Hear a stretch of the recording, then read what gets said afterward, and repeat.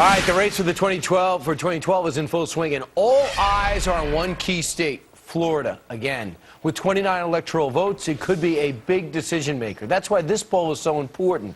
It's the new Sachs Mason-Dixon poll. Has President Obama being beaten by Mitt Romney at this juncture, 51-43. But the same poll has Rick Perry neck and neck with the president. So how can the president prove himself to the voters in Florida after 2.5 years on a report card?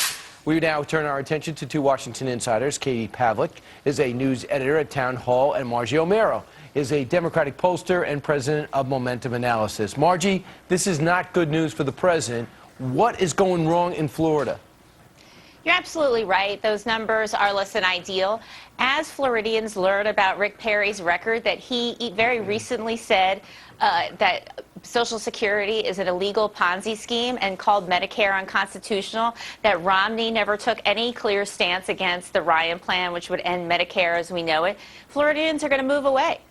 Well, we know this. That's close, but Mitt Romney is the one with the substantial lead over the president in Florida. Katie?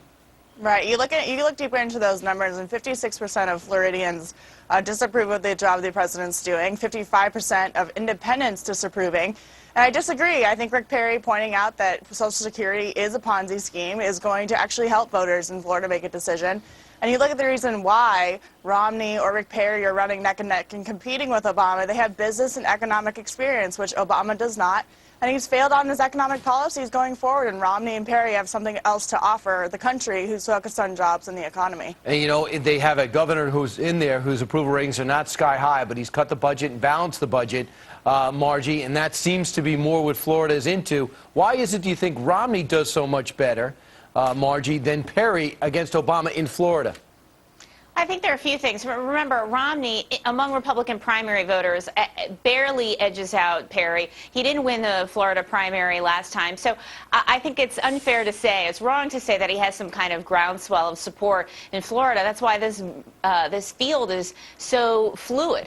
And I think another thing, there are going to be a lot of polls between now and next November. Your viewers are very sophisticated when it comes to this type of thing, looking at polls and figuring out what makes sense. Right. That poll didn't talk to any voters who are cell phone only, which is becoming really increasingly standard and really makes a difference in a state like Florida with a high Latino population. Katie, right, and just real quick, I want to get Katie in. Katie, This is good news for Romney against Perry in particular, because he's been trounced from the headlines of late. It is good news for Mitt Romney, but we have to remember that Rick Perry's been in the race for less than a month now, so he still has a lot of work to do and a lot of minds to change, and he has an opportunity to present himself as new. Remember that Mitt Romney's already run for president. Rick Perry's new. He has an excellent jobs record in Florida, or in Texas, excuse me.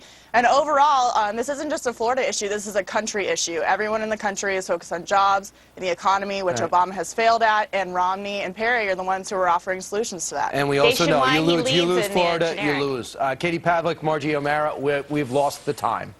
Great debate. Thanks so much. Thank you. Thanks. All right, should this